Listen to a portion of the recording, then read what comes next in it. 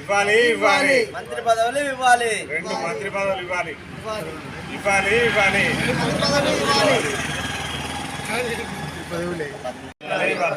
జిల్లాని మదక్షిణ మాదిగారి నాయకత్వం జై మాదిగా జై మాదిగా పద్మశ్రీ మందకృష్ణ మాది గారి నాయకత్వం పద్మశ్రీ మందకృష్ణ మాది గారి నాయకత్వం గౌరవ శ్రీ మందకృష్ణ మాది గారు ఆదేశాల ప్రకారం ఈ నెల 4 నుండి 10 తారీఖు వరకు ఏబిసిడి వర్గీకరణకు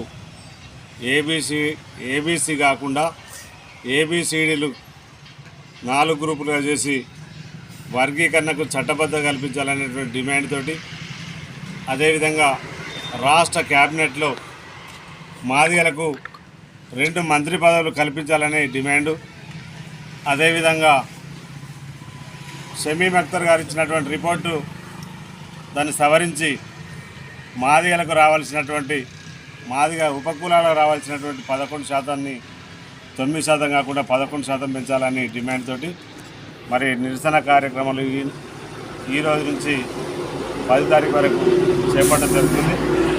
అందులో భాగంగానే ఈరోజు ఇక్కడ ఈ ప్రెస్ మీట్ కార్యక్రమం నిర్వహించడం జరుగుతుంది.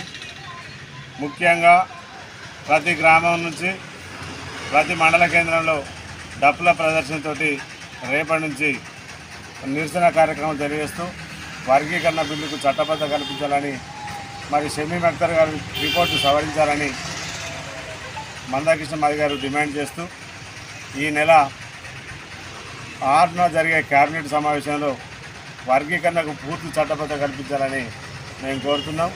వర్గీకరణ సమర్థిస్తూ మందకృష్ణ మాది గారు స్వాగతించడం జరిగింది. షమీం అఖ్తర్ గారు ఇచ్చినటువంటి రిపోర్ట్లో కొన్ని లోటుపాట్లు ఉన్నాయి. ఆ లోటుపాట్లు సవరించి దాన్ని ఆమోదించే విధంగా కృషి చేయాలని చెప్పి రేవంత్ రెడ్డి ప్రభుత్వానికి గుర్తు చేస్తున్నాం. ఏదేమైనా మాదిగలకు రావాల్సినటువంటి వాటా మాదిగ ఉపకులాలకు అన్యాయం జరగద్దన్నటువంటి డిమాండు మరి రాబోయే రోజుల్లో మేము ఎంఆర్పిఎస్ మందకృష్ణ మాదిగ చేసిన ఉద్యమం ద్వారా మాకు అన్యాయం జరిగిందన్నటువంటి కులం ఉండద్దనే ఆశాభావాన్ని మందకృష్ణ మాది గారు వ్యక్తం చేస్తూ ఉన్నారు. ఏదేమైనా 59 కులాలలో ఇప్పటి వరకు ఒకే కులం మరి అన్ని వర్గాలకు అన్ని కులాలకు సంబంధించినటువంటి రిజర్వేషన్లను అనుభవించి తీరని అన్యాయం చేసింది. ఇప్పటి నుంచి అట్లా కాకుండా ఏబీసీలు గ్రూపులు చేసి చట్టబద్ధ కల్పించి ఎవరి వాట వాళ్ళకు అందే విధంగా మరి రాష్ట్ర ప్రభుత్వం కృషి చేయాలని మరి దానికి కట్టుబడి ఉండాలని చెప్పి మేము డిమాండ్ చేస్తూ మరి ఏదేమైనా వర్గీకరణ జరుగుతుందని జరగకపోతే 1,00,000 డప్పులు 1,000 గొంతుల కార్యక్రమం హైదరాబాద్ కేంద్రంలో జరుగుతుంది. దాని ద్వారా ఎలాంటి పరిణామాలు జరిగినా రేవంత్ రెడ్డి ప్రభుత్వమే బాధ్యత వహించవలసి ఉంటుందని చెప్పి సందర్భంగా గుర్తు చేస్తున్నాం. రాబోయే 6వ తారీఖు నాడు ప్రతి మండలంలో 100 దప్పులు తగ్గకుండా ప్రోగ్రాం జరుగుతుంది. ఆ యొక్క ప్రోగ్రాం కోసము ఈరోజు ప్రెస్ మీట్ నిర్వహించడం జరిగింది.